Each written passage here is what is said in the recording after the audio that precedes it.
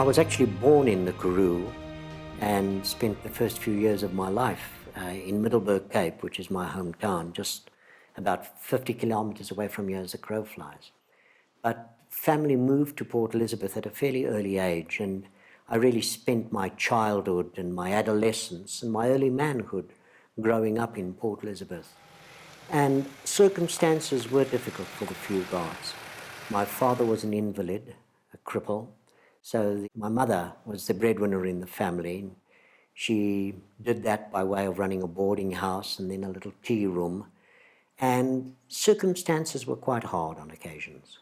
The experience of hard times in my own life have helped me understand the equivalent in other lives. I don't regret any of those hard times. They, in fact, became my capital as a writer and certainly provided me with a code, as I say, with a key to understanding these sort of people that I write about. Because if you look at my plays, my concern has always been with the destitute, the poor, the dispossessed.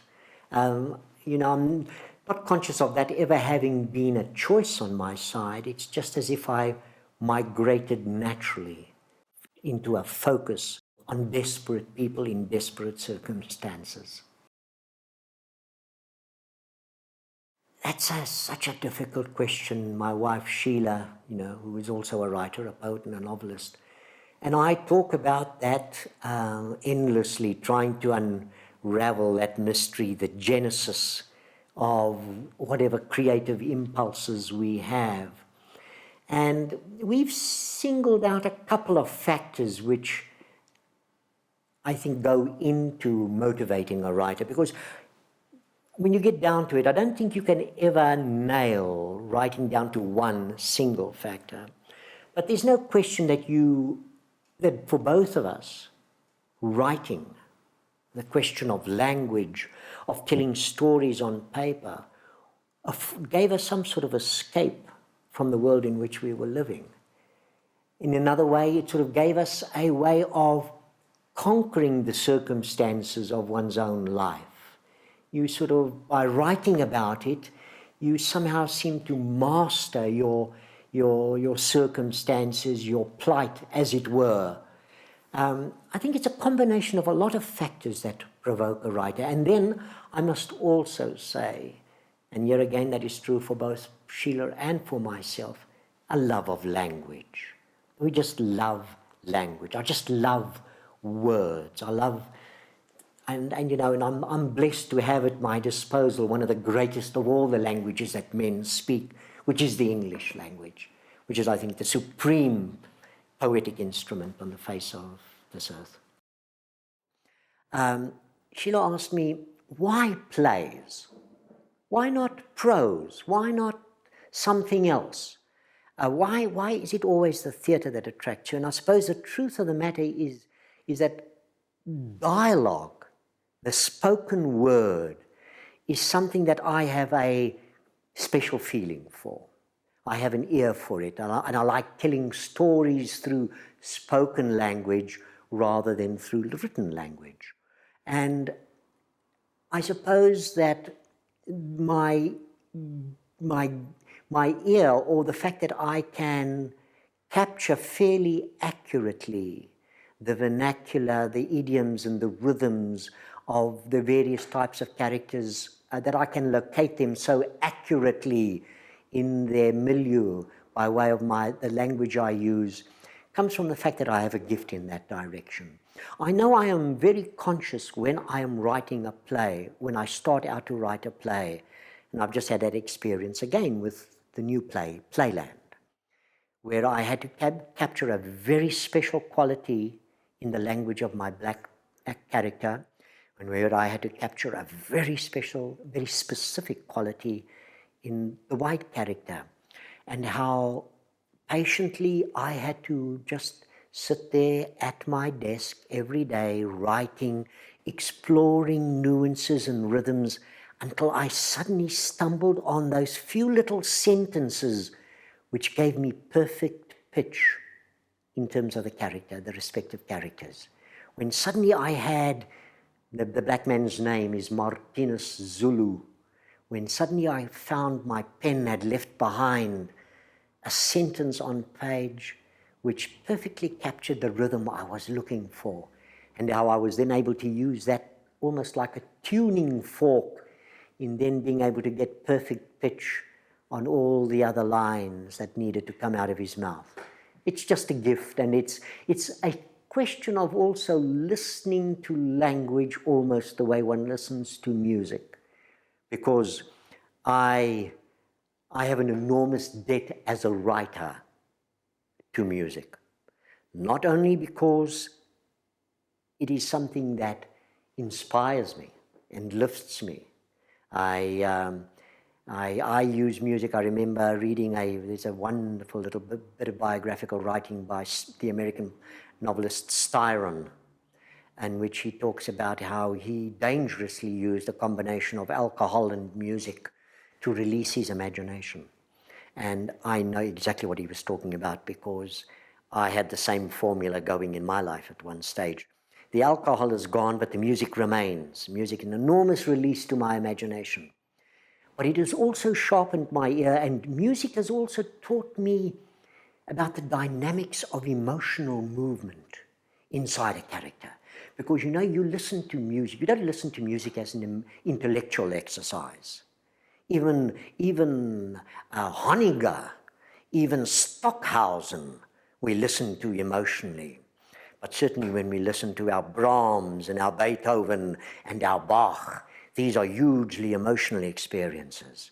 And music has taught me how, hopefully, not to manipulate emotion. I would hate to think of myself as an emotional manipulator, but certainly as an emotional mover, or as a leader.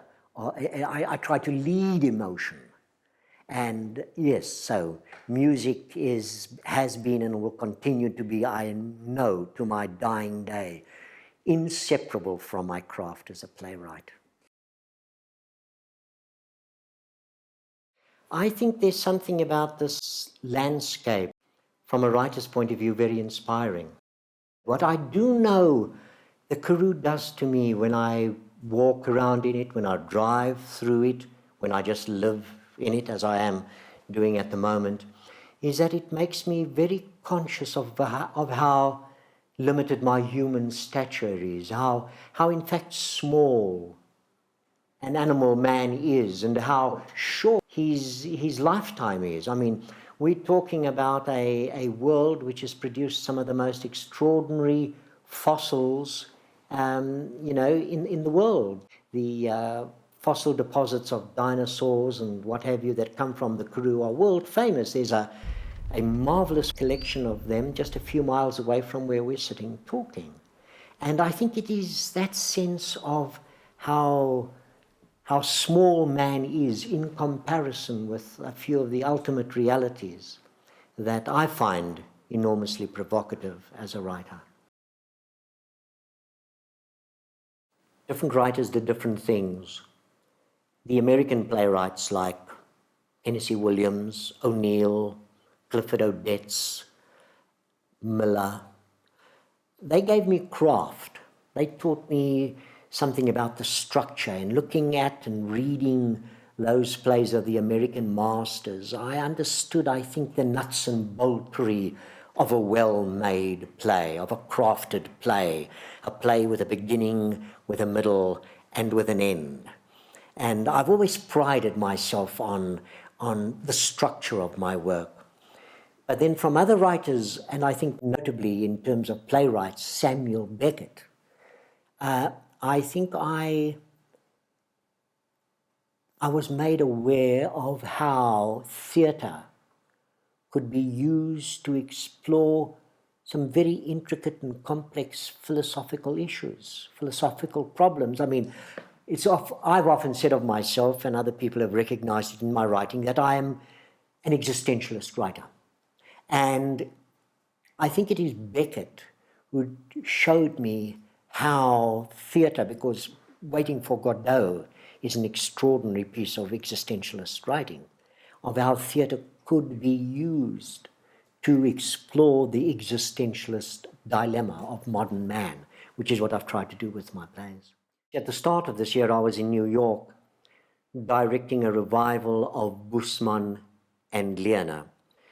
And I think if there's any one play which critics consistently single out and point to as evidence of the master's effect on me, which is the evidence of Samuel Beckett's influence on me, it is in terms of, it is Boesman and Lena that they choose and point to.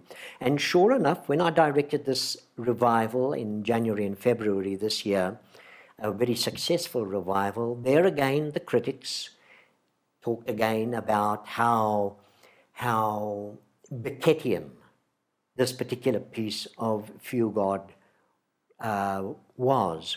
And it is that because the two characters in it, there are actually three characters, but the focus is really on Boesman and Lena. They move through a landscape which is exactly what you've described. It does happen to be the mudflats of the Swartkops River outside Port Elizabeth, but at the same time, that landscape is timeless, it is empty, it is exceedingly desolate, it is pure Beckett. Major. It was remiss of me not to mention him earlier because I've often claimed that the best description of myself, and I would still say it, is that I'm a regional writer. And by that I mean that I tell stories which are entrenched in the specifics of one place and one time. Now, I can remember to this very vividly still how amazed I was when in my late adolescence I discovered this writer, William Faulkner, writing stories which affected me very, very deeply as a South African. And I'd never been to America yet. Little I knew about it came from watching American films. But here was this writer writing with intense specificity about one little region of the deep South, which is a fairly specific world, but that those stories nevertheless spoke to me so clearly and so passionately. And I realized that I need not be ashamed or need not turn my back on the specifics of the world that I loved.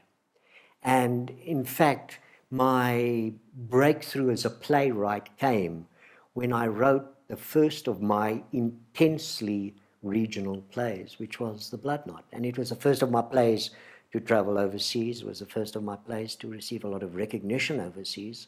The first of my plays to make me realize that I could in fact earn a living doing the one thing that I really wanted to do, which was write for and then act and direct in theatre.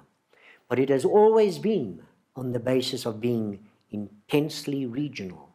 And the faith and the courage to stay with that regional identity, with that regionalism, is the profound debt of gratitude I owe to William Faulkner.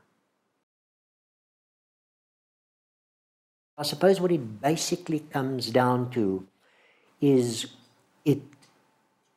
it's that little handful of those terrible little questions. Why? Who am I? Why am I here? What's it all about? Where am I going? What meaning is there? How do I make meaning for myself in this world, in this life? Those little whys, whats, wherefores, hows, whens, those nagging little four-lettered words, 3 letters and 4-lettered words. I think that is what existentialism has come to mean in my writing. What is vitally important in my writing, and I suppose you could describe this as a brand of optimism, is faith in the potency of individual action. I refuse to subscribe to, and it's very prevalent in the world today, it was been prevalent in the world for a long time, but it's certainly out there in the world today, a certain cynicism about the potency of the individual human being and what one human being can do. I still remain passionately convinced of the potency of individual action. I believe that all the meaning in your life stems from what you yourself make, stems from what you yourself do in terms of your one-on-one relationships with the other people in your life. And I think if you look at my plays and their small little casts, 2 characters, 3 characters, it is always, the focus is always, hopefully burningly so, on this question of what do I do to you and what do you do to me? And what are our consequences in terms of each other's lives? Those are my plays. The point to make about Hester is that she is the most pure expression of that courageous pessimism that so fascinated me when I encountered the first definition of it in Albert Camus' writing. It was Camus in writing about Sisyphus, the myth of Sisyphus, talking about man's predicament, man's reality. It was Camus who coined the phrase courageous pessimism. And I always look to Hester as the purest statement in terms of all of my characters of that sort of existential quality. She knows, or as she understands it, she lives in a godless world, which means that there's no hope. To be in a godless world means to live without hope. But at the same time, she does not surrender to despair, and she does not allow herself to be defeated. At the end of that play, she stands there with a suitcase, prepared to go back into it and to wrest from it or to make out of it whatever meaning she can. Now, she is my purest existential character. With Boesman and Lena, I was again passionately concerned with exploring and trying to understand the, how can I put it, the very precious opportunity you have when you have a relationship with another human being. That for as long as I am with you, I've got an extraordinary opportunity to both give and to receive.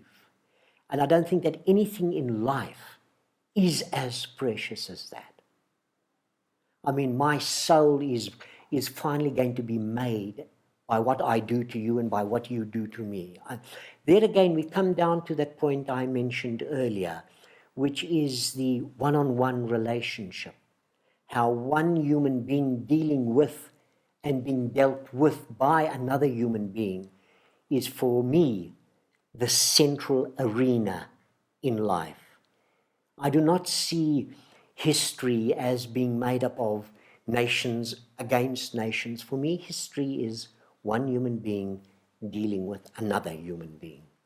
Boesman and Lena was, for me, essentially a love story.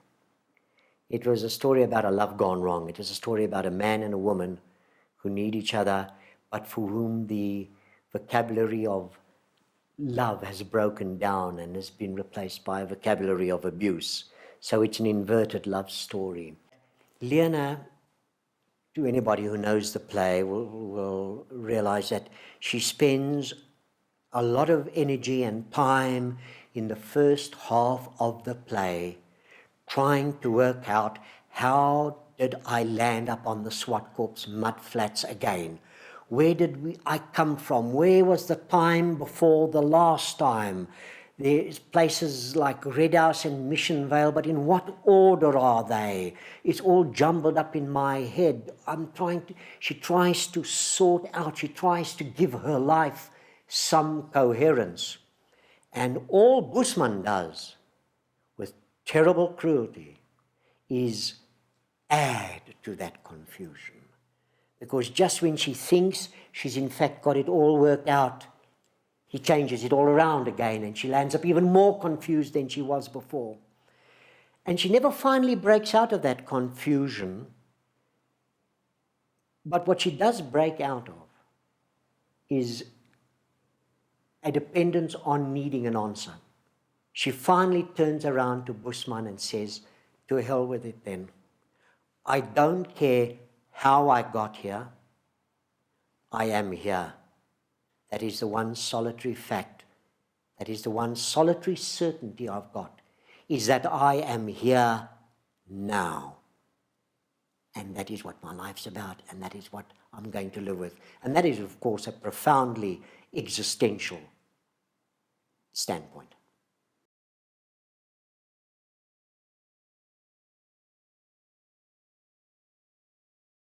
Oh, yes. I sometimes kick myself for not having found the occasion or the circumstances to write a play with as much laughter and as much fun and as much joy as that one.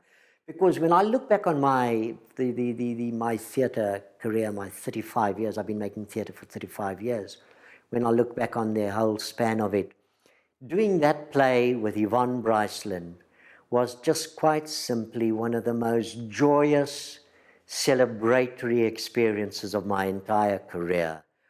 Yvonne and I laughed our way through the hundreds of performances we gave of that play, dying with laughter on stage as much as we died with laughter off stage, laughing at each other and the things that happened. It was a great celebration for me.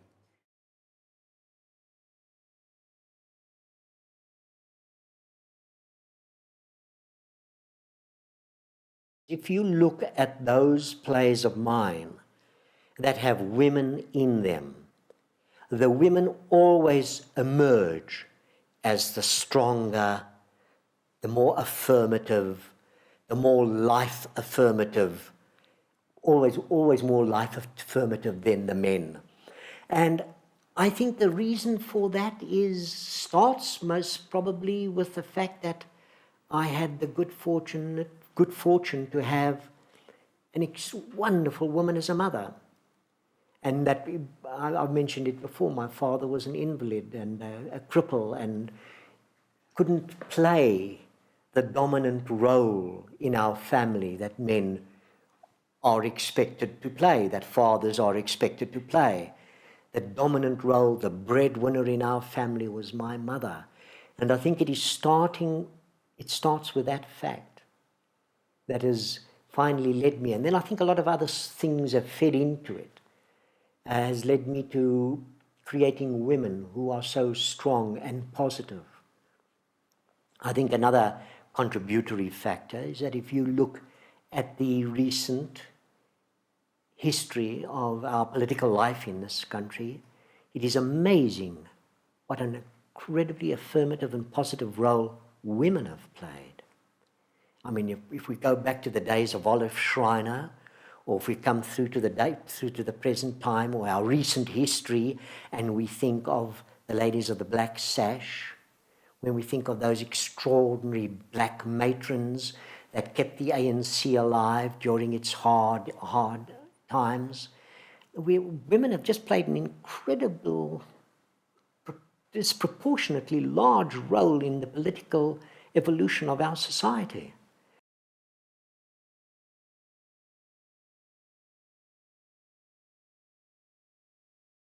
Well, something that I've been conscious of vaguely for quite a long time, but which I've begun to understand a lot more clearly recently, because I'm at the moment, in addition to writing a new play, I'm also collecting thoughts and material for a biographical memoir I want to sit down and write maybe next year. And something I've been very conscious of, and it's the fault of my education, is that I have an incredibly undernourished sense of history. I never studied history at school. The sum total of my history knowledge are a few obvious dates like 1652 and 1820. I mean, obviously my reading over the years has to a certain extent compensated for that, but I don't really understand history in the way that I think a lot of other people do. It might seem a strange thing to say, but that is the truth. And I think this is reflected in my writing, in the way my characters are always trying to understand how they got to be where they are. Do you understand the connection? They don't understand, how did I land up here? And I think my obsession with that question has a lot to do with the fact that I, as I said before, just don't have a training in history, a historical discipline behind me. I've never sat down and actually evolved a coherent image of how South Africa came to be what it is at this point in time. And I think that that confusion I've acted out in a lot of the characters in my play. Here comes a nice little personal paradox, which is, I've told you that I have an extremely undernourished sense of history. On the other hand, because of my fascination from very early on in my youth with scientific disciplines, I have got a very powerful sense of prehistory. I might not know too much about how Athol Fugard, the South African man, has landed up in the year 1992 in New Bethesda. But what I do have a fairly vivid and excited sense of is of how man has landed up in the Karoo in 1992. Do you understand the point I'm making? Not so much the history of our Western culture, but the history of man, of prehistory, in fact. And this is something I wrote into, this is something I celebrated, because I still find it marvelous to walk around here in the Karoo and look for fossils and to examine the prehistory of the rocks, about which I have quite a fair amount of knowledge.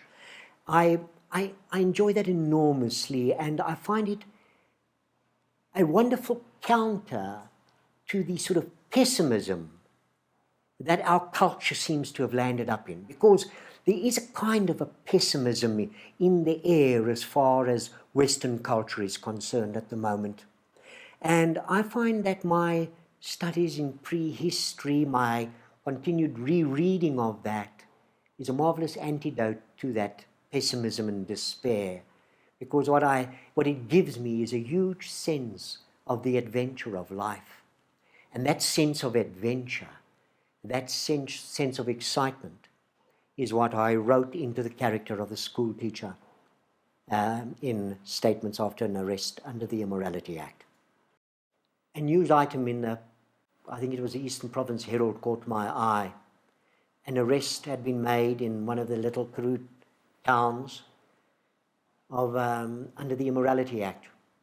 A local white librarian and a coloured school teacher had been under surveillance by the police for some time and were finally caught in the act of making love.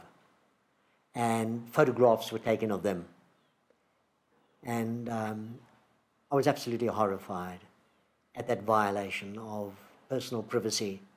Somehow that little paragraph in the paper summed up the sort of, what would be the correct word, the ugliness of what that political system, the now seemingly dead apartheid, of what that political system was really all about.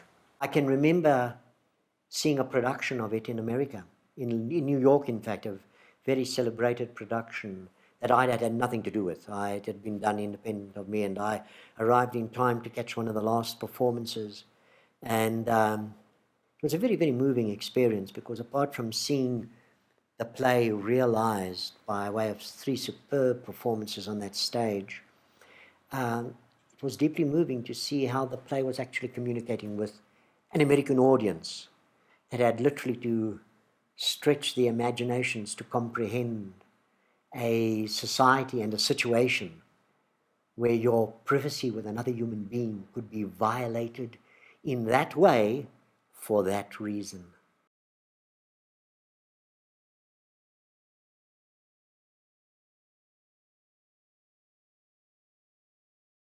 I don't see that getting into the skin of another person whose color happens to be different to mine is any more of a challenge than getting into the skin of another human being whose sex happens to be more different to mine.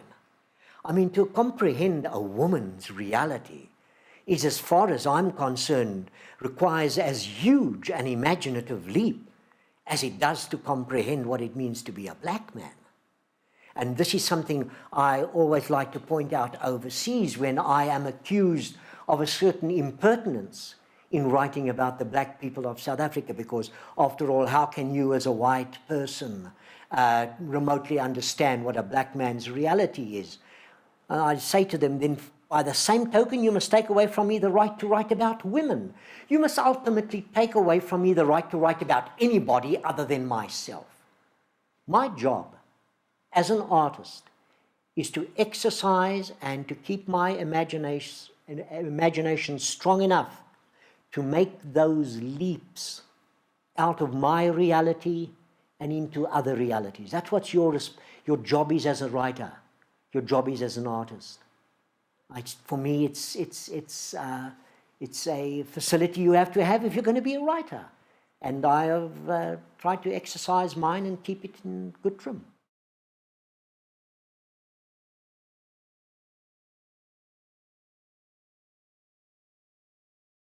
At the completion of the writing of Boesman and Lena, I faced myself up against the great terror of a writer's life, writer's block. It was a hell unlike anything I'd ever experienced before, and unlike anything I've experienced since, and I hope it never happens to me again. But for some mysterious reason, I just couldn't get it to happen on paper. And I decided to try and deal with it by, I'd already knew quite a lot about Grotowski and about his work with actors, using them directly, not using the actors to create text rather than taking text to the actors. And I thought I would try that approach in an attempt to cope with my writer's block. And it is, in fact, was very, very successful. And that is, in fact, what I did do. I brought to John Kani and Winston and Shauna, because they were the two actors that I started off with, I brought to them ideas that I had about possible stories coming out of their lives. And then on the basis of them improvising situations, with me watching all the time, and as it were, shaping the improvisations which they produced, and putting them all together, and so structuring a play, using the actors, in other words, instead of pen and ink.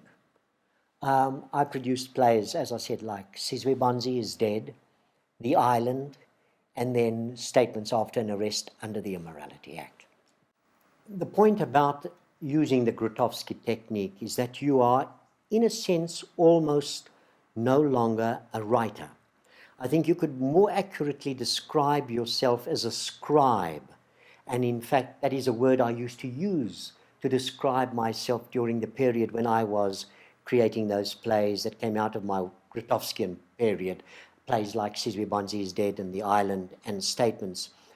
Scribe in the sense that you are not using your imagination to comprehend something or to get inside somebody's skin, but that you are literally taking down or recording the experience that they are delivering. I mean, it's a way of short-circuiting the imaginative process, as it were, and of getting directly into the skin of the actor in question. Sizwe and The Island showed how it was possible to create theatre using directly the experience of the actors involved. I mean, that is how then Barney Simon then went on to create Woza Albert. That is the way that Mongeni Ngema made some of his earlier plays like Sinamali and that, using direct experience from the actors, not sitting down and writing the play in the first instance, but getting the actors to improvise and then shaping the experience after the event. the play that I take into a rehearsal room when it is a new play. Now I'm talking about new plays now, because once a play has been established and I go and do a revival of it, then my attitude to the text is very different. Then I, in fact, ask the actors to do the play. Do you understand what I'm getting at? But when I go to a rehearsal room, as I will be doing in about 2 or 3 months' time, with a new play, I regard that working draft that I take with me into the rehearsal room as a mandate for action. And I am prepared at any point in the course of that rehearsal period to learn from the actors, to discover, in fact, that something is missing in my play and needs to be added, needs to be discovered and put in there, or that something is redundant and needs to be eliminated. I have a huge, and I suppose this is what it finally comes down to, a huge respect for the creative potential of the actor in the rehearsal process. And I remain, and I like to believe that I remain open at all times to incorporate any discoveries that they might make, other than those that I've already tried to define on paper.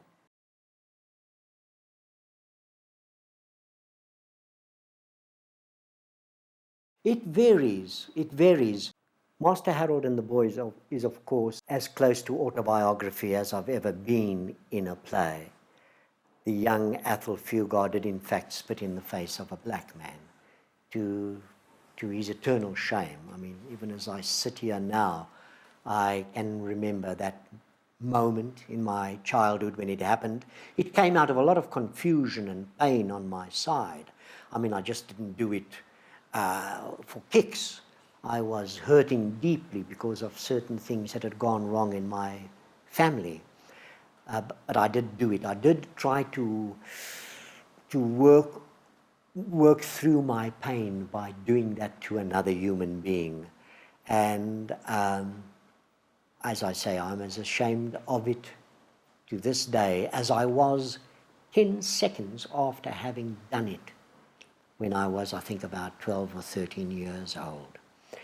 Master Harold and the Boys is a play about a breakdown of communication, about a withdrawal away from a common bond, away from an understanding of each other into our separate, isolated little worlds. I think that the new work that I'm writing at the moment, Playland, I think that is one of the disguised pieces of autobiography, because when people finally see that play up there on the stage, they'll be hard put to recognize Athol Fugard in any of the two characters. I mean, in a sense, a lot of people, even before I had made this point, a lot of people came away from seeing My Children, My Africa, which was my last play, and said, but of course, you are that black school teacher, aren't you? And I said, to a certain extent, I am. Yes, he expresses my belief in liberal, he's a liberal in my sense. He believes in education. That's right. That is, in a sense, a philosophic portrait of Athol Fugard. It's an intellectual portrait. It's a portrait of Athol Fugard intellect. But I think that with a new play, with Playland, you would be hard-pressed to point at any of those two characters up there and say, oh, but that's you, isn't it? I mean, a play like A Place for the Pigs, for example, so-called play about a Russian deserter who hid away in a pigsty for 34 years, is actually very directly a play about Athol Fugard. But it varies. Simply coming out of personal experiences, I've had a very, very real sense of how often we as human beings put ourselves into pigsties of our own making. Now, the extraordinary thing about putting yourself into a pigsty of your own making is that you can also get yourself out of that pigsty. I mean, God didn't put you there. You weren't born in a pigsty. Nobody is born in a pigsty. It's where you land up on the basis of what you've done with your life and with yourself. And I've been as fascinated by that fact as I have been in recent years, because of very important personal experiences, by the fact that human beings can get themselves out of pigsties. And it is when I saw a little news item in the New York Times describing how a Russian deserter in the Second World War, Pavel Ivanovich Novrotsky, had hidden away in a pigsty for 34 years until he was eventually discovered. When I read that little story, I realized I'd been served a perfect metaphor for this process that I've just talked about, which is landing up in a pigsty and getting yourself out of it. And because I wanted to deal with that experience at a personal level, I went on to write the play. Pigsty could be either your bottle of brandy. Pigsty, you can make a pigsty out of money. You can make a pigsty out of food. I've seen people turn food into pigsties. They've just eaten themselves into perdition. I've seen people make their beds pigsties. The point being, though, that to get out of it, and you've usually landed up in a pigsty, let me just backtrack on for a moment. You've usually landed up in a pigsty because you're trying to avoid the consequences of your actions and of your life. And if you get out of a pigsty, the premise for getting out of a pigsty is that you are prepared to face the consequences of your actions. I had a drinking problem, and I turned the bottle into my pigsty. But I think it's about 8-9 years ago now, I stopped drinking. I was, touch wood, still haven't had a drink. And so I know you can get out of a pigsty if you try hard enough. And I wanted to share that experience because it's a very important one. It has baffled people. People are so impatient with a writer when he jumps out of the pigeonhole into which they've put him. And as far as the world outside of South Africa is concerned, Athol Fugard was this animal called political playwright. Now, what the hell was he doing? And South African political playwright. Now, what the hell was he doing writing about a Russian deserter in a pigsty? I mean, what's this got to do with South Africa? What's this got to do with apartheid? What's this got to do with anything? And by the time they had sort of stopped asking these questions, the play was over. And so they never saw the play. That doesn't bother me. Enough people did get it to have made that experience profoundly rewarding and liberating. A Place for the Pigs has got a very, very useful subtitle. It's called A Personal Parable. And I think the same subtitle could be given to Demetos. That also is a very, very personal parable. Just as I say, every 10 years I seem to find the need to deal with something inside myself in a way that my plays have not given me a chance to deal with. I need to get a little bit self-indulgent, if you'd like to put it that way, and write about Athol Fugard in the very first instance. And that is what I did in both Demetos and in A Place for the Pigs. Inspired by a paragraph from Camus, who talks about a man, a king, who was walking along the beach one day and suddenly came upon the body of a beautiful young woman that had been washed up by the playful little waves. He fell to his knees, stricken with love. Her beauty was so great. But he then went mad, watching the decay of that beauty. And Camus says, this defines the human condition. Again, searching for that definition of man's existential dilemma. And that fascinated me. And that paragraph, if you know the play, is sort of really, in a sense, the genesis of my play and what it's about. It's about a man who goes mad and through his madness achieves liberation.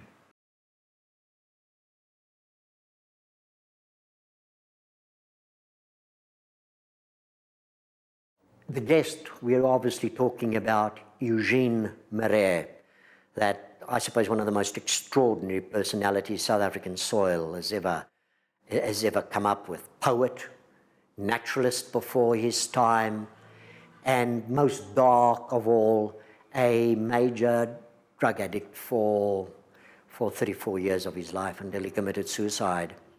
And it was that combination of elements, and Marais, the addict, because by way of the problem I had with alcohol, I think I had some intimation of what his torment and his hell as a morphine addict was all about. That fascinated me with the character. So I wrote a screenplay, again an original screenplay, which I'm very proud of. And as I say, a performance, my memory of it is not of having acted, but of in fact having lived a role. It's a very strange sort of experience that happens sometimes to actors where you almost feel threatened by the character you have portrayed. It is as if that character takes over your life and with some reluctance gives it back to you. Now, Yvonne Bryceland had a similar experience with the character of Miss Helen in The Road to Mecca.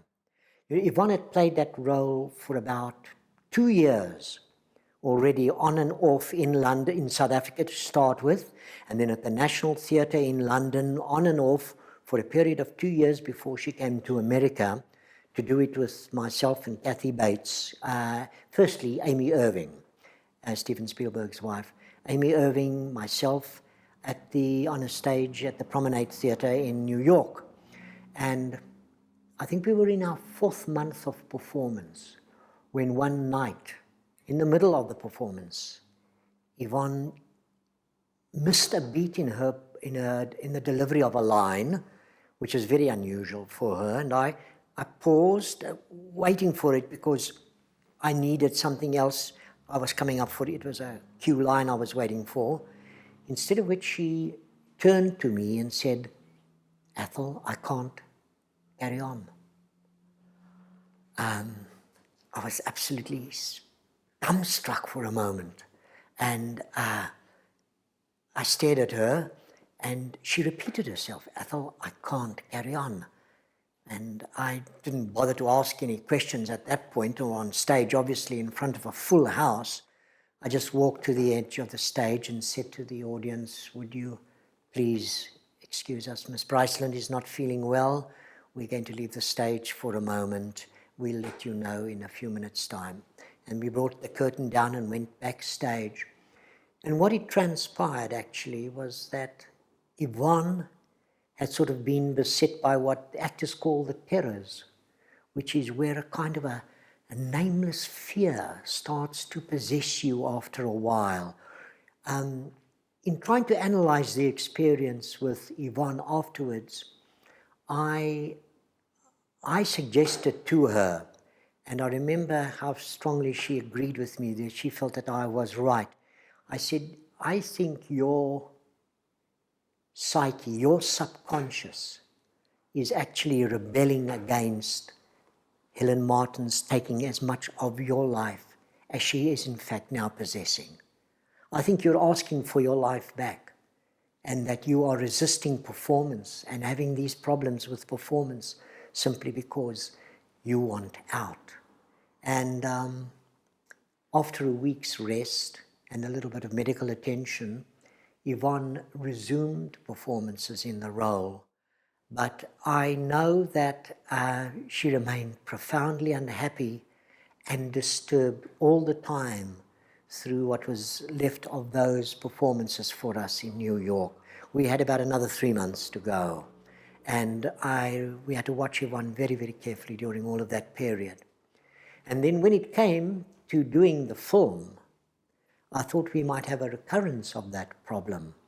But Yvonne very wisely pointed out to me that the whole chemistry, the whole mechanics of making a film are so different to stage performance that she felt she would have no difficulty at all in coping with the role in front of a camera. And that is in fact what turned out to be the truth, because she, and I can't believe we were that lucky, managed to capture on film. We have that incandescent performance of hers as Miss Helm on film. And well, the rest is common knowledge. 8 months later, she died.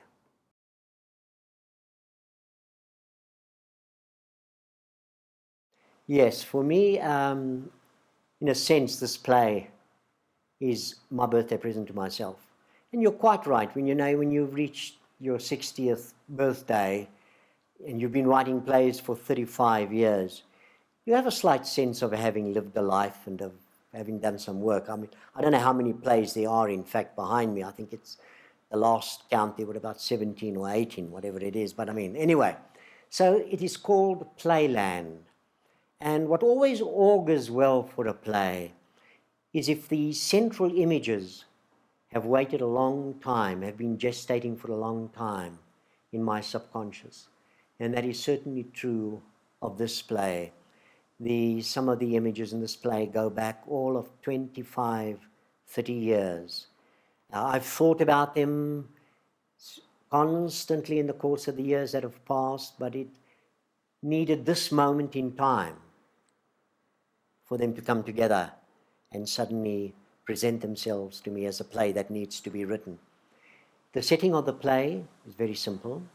It's a playland, a traveling amusement park that goes the rounds of little Karoo towns and provides the locals with an evening's entertainment. The date of the setting, the time setting for this play is important. It is New Year's Eve, 1989. New Year's Eve, 1989. President de Klerk gave his speech in Parliament in February 1990. So it's that moment in the history of our country. There are two characters in it, a black man and a white man. Both of the men with very violent past histories. You could almost describe them both as killers. Both of them very violent men. And in the course of the action of the play, they confront each other, and in confronting each other, confront themselves. And I suppose what the play really sets out to do is reckon finally with the need on the part of white South Africans to make some acknowledgement for the violence that we are responsible for in the past. I know there are politicians in this country who steadfastly refuse to apologize or ask forgiveness for what I would describe as the sins of apartheid. I think they are mistaken in doing that. That wasn't just a misdirected political policy or political theory. It was evil. And we need to reckon with the fact and to acknowledge and deal with the consequences of the fact that we kept alive an evil system in this country. And my play moves into that territory. I've got a small paragraph I'd read to you, simply because it sets the tone of the amusement park, that's all. And it reads as follows. Yeah, that's the way it is. The black character speaking. He is the night watchman for Playland. He travels around with Playland and looks after it when everybody's gone home. He lives in a little shelter on the side of Playland. And he says, yeah, that's the way it is. Playland is happy land. pretty lights and music. Buy your ticket for the big wheel and go round and round and forget all your troubles, all your worries. That's why they all come. I know, I watch them. 15 years I've been with Playland now, and all that time I am watching the people. Nopewood, Craddock, Hanover, Beaufort West, Laingsburg, Colesberg, Middelburg, all the places here in the great Karoo. They pray for rain, but they wait for Playland and the happiness machines. And when we switch on the lights and play the music, they come. Like moths, they come out of the night, the old uncles with the fat aunties, the young boys and the pretty girls, even the little children. They all want to forget, but it's no good. You can try to forget as hard as you like, but it won't help, because he doesn't. And the character in question points to the heavens, indicating God. All the things you did are written down in the big book. And when the day comes, you will stand there and he will read them to you. And then what you've got to say. I think one of the greatest social disasters in our recent history has been the school boycott initiated by the ANC, which I think has resulted in a lost generation of young black people on the streets of South Africa. I don't think this country, or enough people in this country, yet realize how huge how huge the consequences of that policy are, and what an incredible price we are going to pay for in the future. And one of my reasons for writing My Children, My Africa was specifically to address that problem and that issue. Because like all liberals, and I unashamedly describe myself as a liberal, I'm very proud of that adjective, I believe in education. There is a moment in the play, in My Children, My Africa, when I make a mockery of that one resistance slogan, revolution first, then education, because I really do feel that that slogan is about the biggest disaster that ever hit this country. And there is a moment in the play when my school principal, my school teacher, my black passionate educator is talking to his favorite young pupil, a young boy who's on the point of handing himself over to militancy and to a boycott of education. And in a very passionate speech, which I can remember writing almost without lifting my pen off the paper. It's one of those wonderful moments you sometimes hit as a writer. They're few and far between, but just occasionally you hit them when your pen doesn't leave the page, it just pours out of you. I remember writing that particular speech when he tries to dissuade the boy from his policy or his intentions of boycotting classes, when he tries to explain to him that in fact education looks after the most important single attribute that a human being has got, and it is the one that I am using at this moment, which is language. Because with language we communicate. With language I can pass on my ideas to you, and using language you can pass on your ideas to me. It is the civilized form of discourse.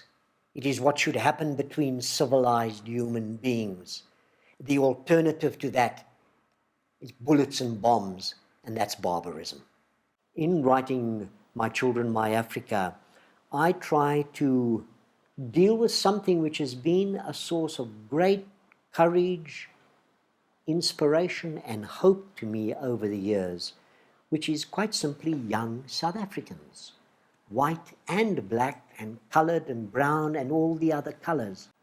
Even during the darkest years of apartheid, somehow or the other I had the good fortune to keep on encountering young South Africans, as I say, of all skin colors, who somehow had miraculously escaped the evil indoctrination of apartheid.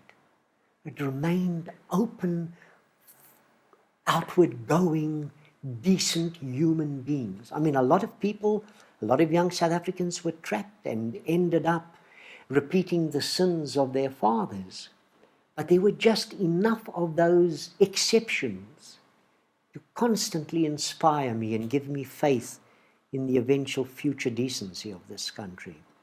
And I wrote My Children, My Africa, in a sense, to acknowledge that debt to young South Africa. And it was a play I also wrote before President de Klerk had made his speech, and it was very rewarding for me to then watch the events of the past 2 years, because they have certainly vindicated my faith in this country, my refusal to be one of the prophets of despair. We haven't solved any of our problems yet. All our problems still lie ahead of us. But I mean, problems and challenges are what life is about. And our art will respond, our art will be vigorous to the extent that our life is vigorous. And I foresee a very, very vigorous life for us South Africans.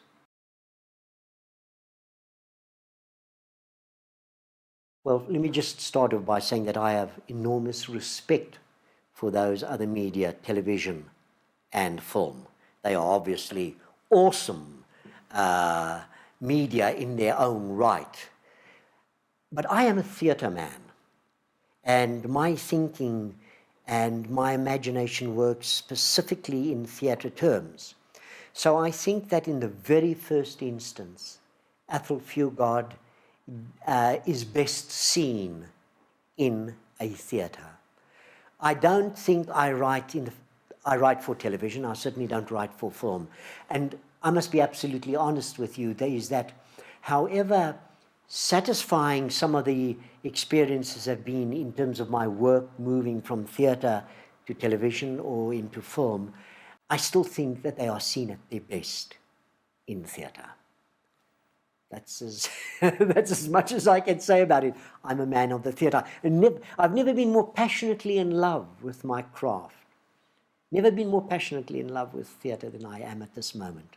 I've resisted all the seductions that have come my way from those other media, and I will continue to do so.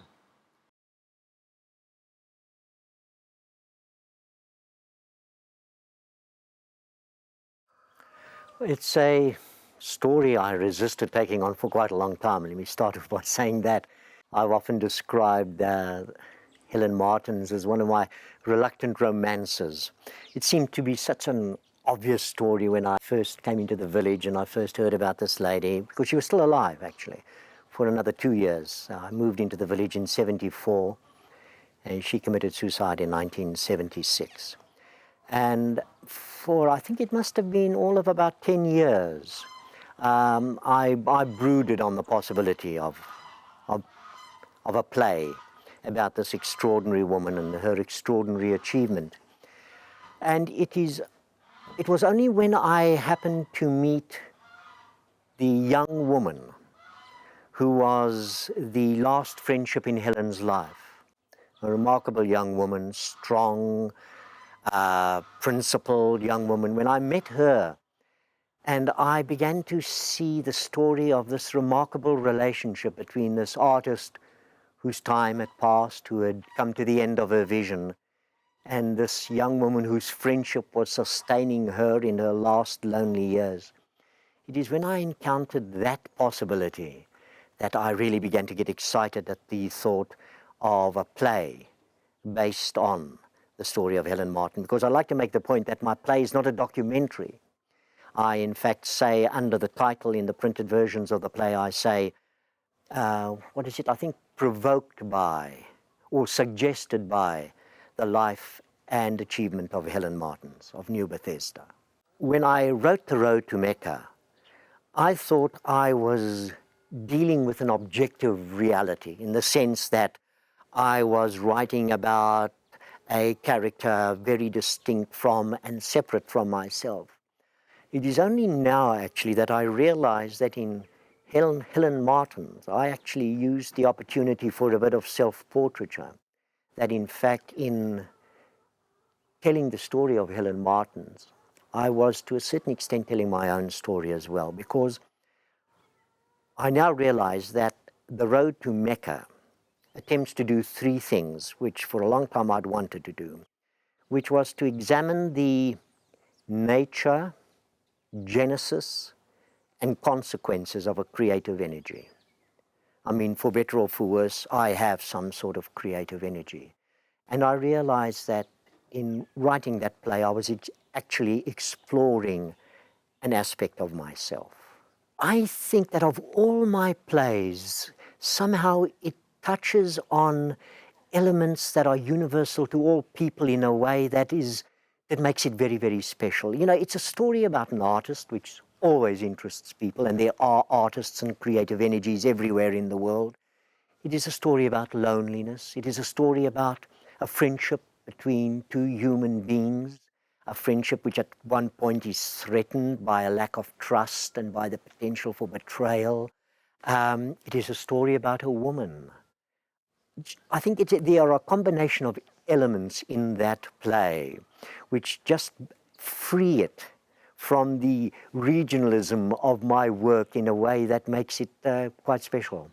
I mean, I know of productions in Russia, in Japan, endless number of productions in Germany and in the Scandinavian countries, and then of course in America as well.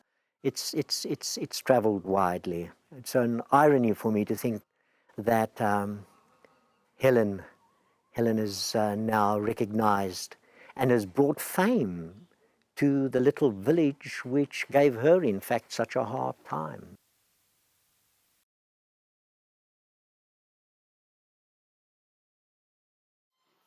Well, let me start off by saying that I would not be the writer I am today. I would not be enjoying the reputation, call it fame if you like, the success, the degree just of physical comfort that comes to me from being a successful writer. I would not be enjoying any of those had Yvonne Bryceland not come into my life at one of the most critical and formative periods in my writing career.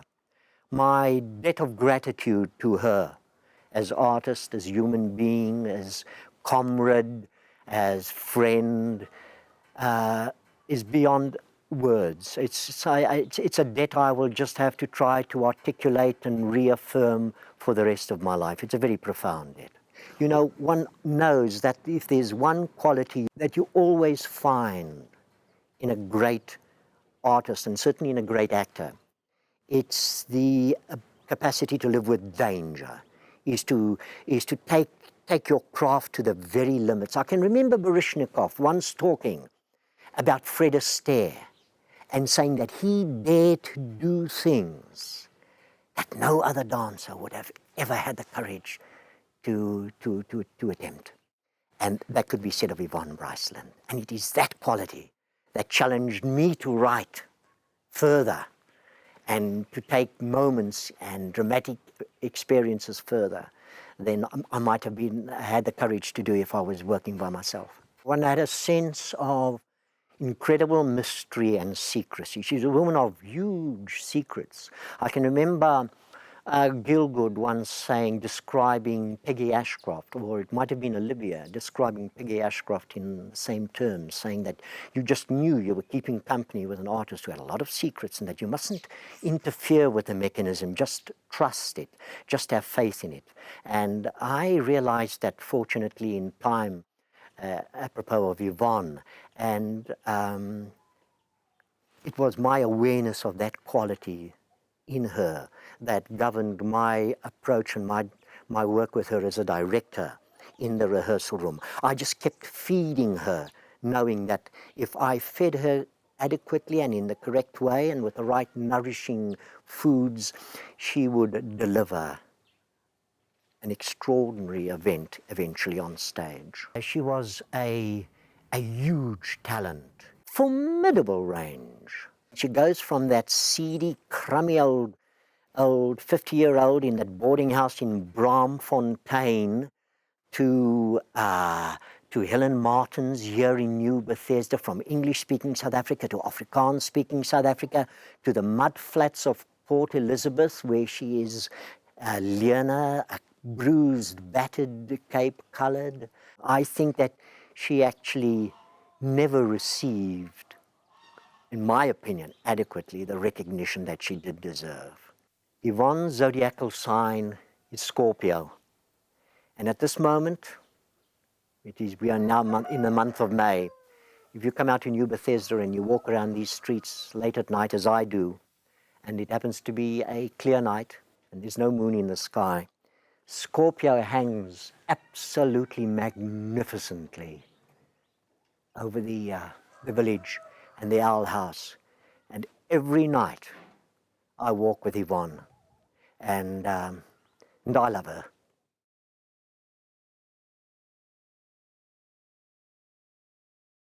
A challenge that all three of us faced, all three of us being Yvonne, Kathy Bates, and myself, because the three of us had been together on stage in New York with the Road to Mecca. So we were, in a sense, a team. That was one of the conditions I made in terms of the making of the film, incidentally, that they used the same actors. And it was a problem all three of us faced, which was to move from the size and breadth of gesture and projection, emotional projection that you require for stage performance, to that mysterious style of acting that the camera requires, which I must be absolutely honest and tell you I don't understand. I'm not a good camera actor. I don't understand, but Yvonne is, and Kathy Bates certainly was. Her Oscar testifies to that. But as I say, that was the transition we had to make. We didn't reinterpret characters at all. We took our same sense of the characters, our same understanding of the characters, but we just tried to scale down performances so that they were the right size for camera.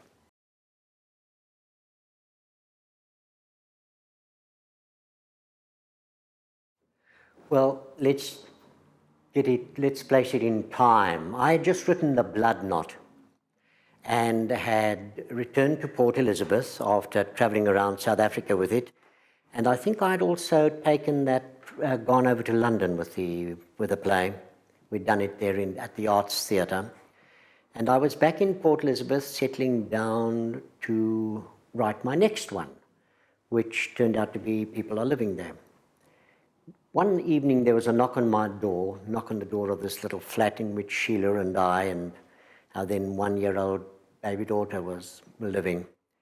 And I answered the door, and in trooped a group of I think there were 6 of them, about 4 black men and 2 black women from New Brighton, which is the black township, the main black township associated with Port Elizabeth. They sat themselves down and proceeded to tell me that they'd heard about me. They'd been reading in the papers about this man who had made a play, or written a play and then staged it with a black actor. They were all residents of New Brighton and wanted to know if I would help them start a drama group, theatre group.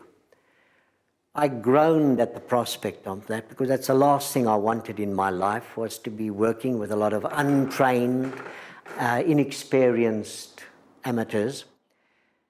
But my sort of liberal conscience went to work, and I found it impossible to say no. And that was the start of Serpent Players. And instead of being the sort of boring exercise in amateur dramatics that I at first anticipated it would be, it actually turned out to be one of the major influences in my career in theatre. Now, I've been very, very privileged, very lucky, by way of the people that have come into my life at certain moments. Zakes Mokai was there for me when I started off in theatre in Johannesburg. And, out of Zakes, with Zakes came The Blood Knot. At other periods in my life, there was Yvonne Bryceland, then there was John Kani, all major collaborations who gave me every bit as much as I gave them. And in terms of that, those formative and decisive collaborations, I must add Serpent players.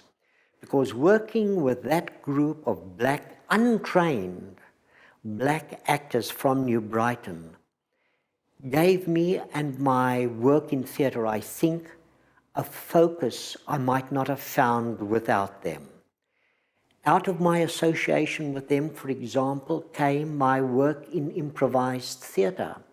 I wouldn't have evolved Sizwe Banzi is Dead, The Island, Statements After an Arrest under the Immorality Act, if I hadn't had the background of Serpent players with whom I took on a long series of experiments in playmaking, in getting them to bring stories and episodes from their life in the townships, and which I then sort of molded and gave some shape to in terms of rehearsal room work. So Serpent players, when I look back on it now, and also incidentally, it is out of Serpent players that John Kani and Winston and Chawner came. They were two young men who rolled up at one of our meetings one evening and who stayed with a group and who turned out to be two of the most significant collaborations in my theatre career. So yes, that is the long and the short of my relationship with Serpent players.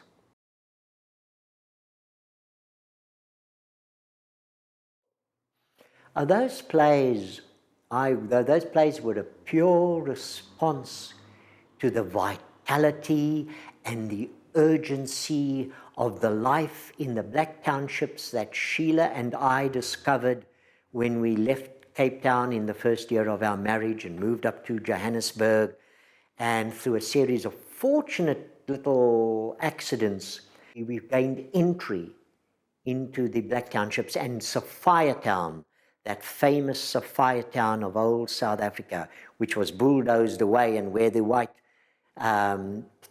township of Triumph now stands.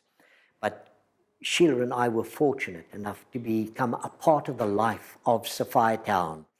And it was an unbelievably exciting period because it was a watershed in black literature. It was certainly a watershed in my writing career and in Sheila's writing career, but it was also a watershed in terms of black writing in South Africa because at that time in Sophiatown there was Lewis and Corsi, there was Bloke Modesani, there was Can Pemba, there was Nat Nakaza. It was an incredibly vibrant, exciting period. The township racketeers were at their strongest. ANC was fighting for survival. The young political movements were flexing their muscles. It was just vibrant, terribly alive. And it was out of a response to that world and that discovery of that world that I wrote No Good Friday and Nongogo. Well, that's slightly more than a nutshell answer to the question, but you know, there is a moment in a writer's life when you hear and discover your own voice for the first time. And that is a major event. We had talked earlier about No Good Friday and Nongogo. Those are plays, I think of them, and I've always described them as apprenticeship works, because in a sense I was imitating the masters in that. I'd spoken earlier about how the American masters had taught me lessons in the craft of theatre and of theatre structure, play structure. And with No Good Friday and Nongogo, I had sort of, as it were, imitated. I'd made my first imitations of the masters, which is a necessary form of apprenticeship. With Blood Knot, though, I know, and I stumbled into the writing of that play. I can't remember too much about the genesis of it, but what I do know is that as the writing of it progressed and proceeded, I realized that I was suddenly doing something with language. I was focusing on character and the dynamic of a relationship between two people, because you must understand this is the first of my small plays, my first two-character play. No Good Friday and Nongogo are both plays with fairly large casts. So in the course of writing The Blood Knot, I can remember the excitement still very vividly, and I'm talking about a writing exercise of over 30 years ago.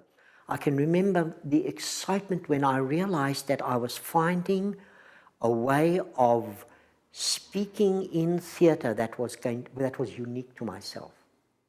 And whenever I talk or think about The Blood Knot, not so much talk, but whenever I think about The Blood Knot now and look back on it, I realize that that is what the huge significance of that play. It was my watershed play.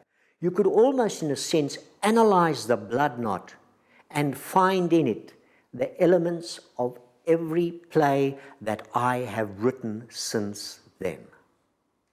And I'm very conscious of all of this because it was only fairly recently that I was involved in a major revival of The Blood Knot on Broadway with the same actor that I did it with originally, 30 years ago in South Africa.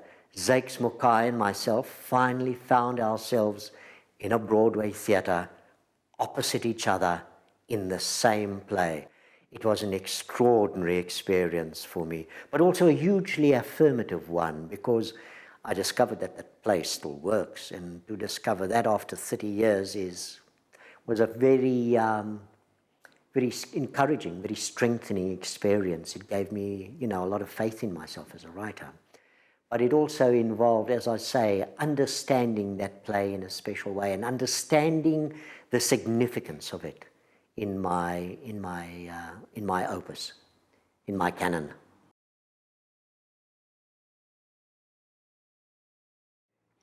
Well, I suppose my major milestone for me there was that it was in fact the Space Theatre, founded by Yvonne Bryceland and her husband Brian Asbury.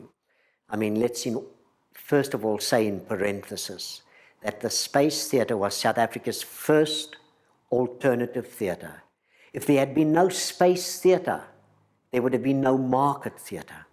The Space Theatre was the role model for all those courageous attempts at alternative theatre that have gone on to take place over the years. We must really give, apart from everything else that they deserve credit for, we must give Yvonne Bryceland and Brian Asbury credit for that.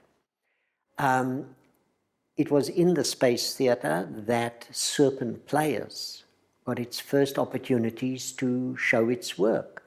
The first performances of Sizwe Banzi is Dead, and The Island, and Statements After an Arrest under the Immorality Act all took place in the context of the Space Theatre in Cape Town. And the major revivals of plays like People Are Living There, Hello and Goodbye, also happened in the Space Theatre in Cape Town.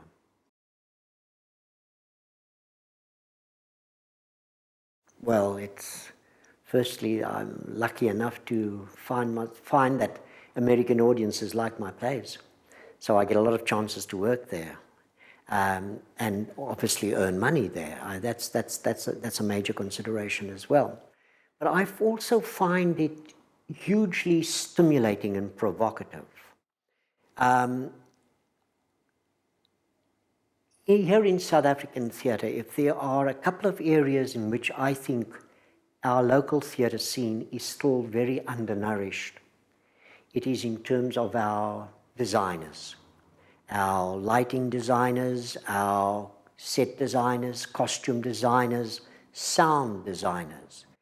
Now in America, Those are disciplines which have reached an incredibly refined point. They are major aspects of theatre life in America, and I find that the collaboration I have with my designers in America is an enormous stimulus and provocation to me in honing and keeping my craft alive. I mean, I really would like to say that if there's one area in South African theatre in which I think we need to put a lot of energy, spend a lot of money, it is in those areas of design, which I think, as I said earlier, have just said, are undernourished by comparison with what can be had overseas.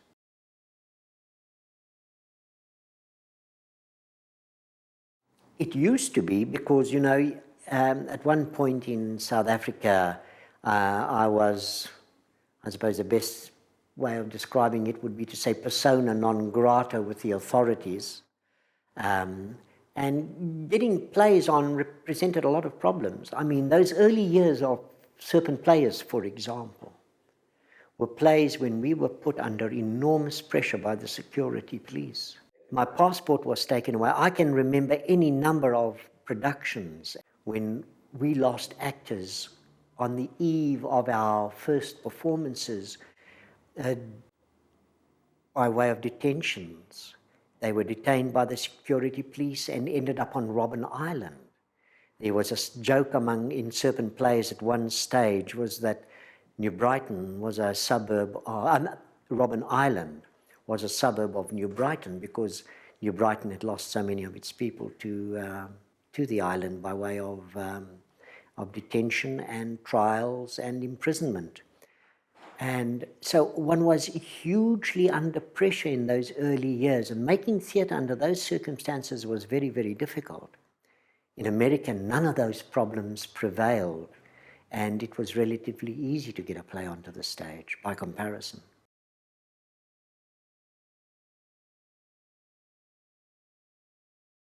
There are two reasons for that. Firstly, I found myself writing that play at a period when the chances of South Africa ever changing, ever becoming a decent society, seemed as remote as the moon. I think I wrote that play in 1979, 1978 and 1979. And I think one can really categorize those as the dark, dark years of South Africa.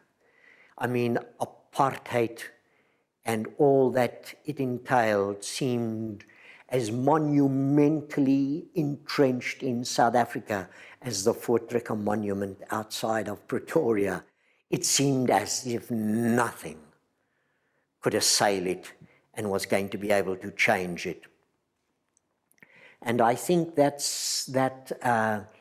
sense of South Africa obviously is reflected in the writing of that play. It's a very dark play.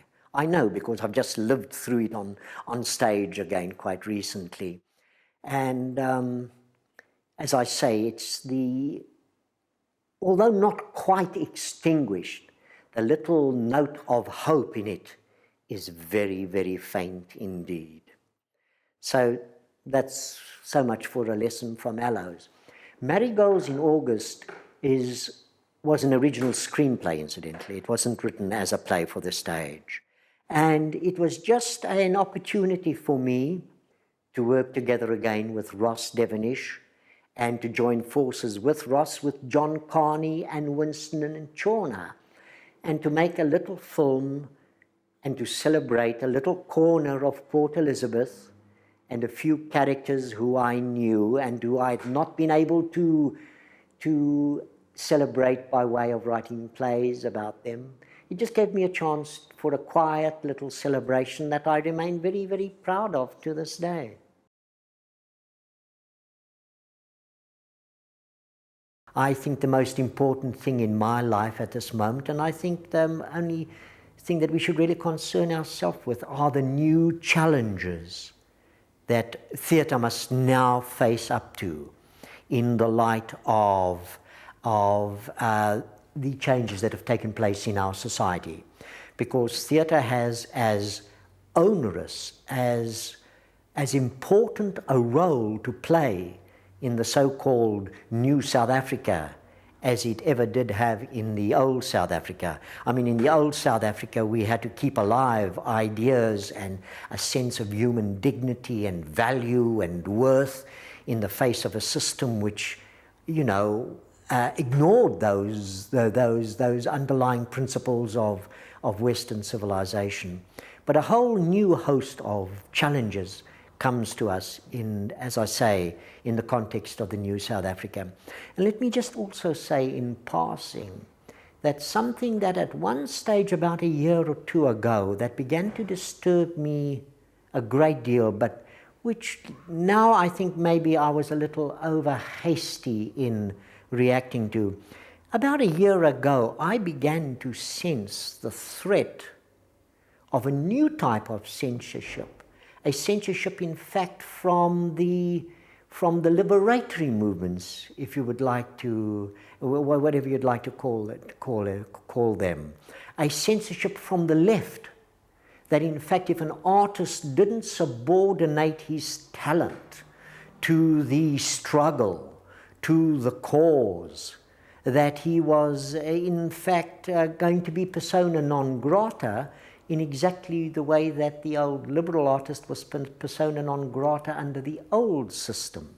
There was a certain amount of that around in the air about a year, 18 months ago, after all the exiled political parties returned to South Africa and started flexing their muscles. I can remember quite a few instances where writers were summoned in to answer questions from the cultural commissars in the liberatory movements. Now that, as far as I'm concerned, is as unhealthy, as unacceptable a situation as was the censorship of the old South Africa.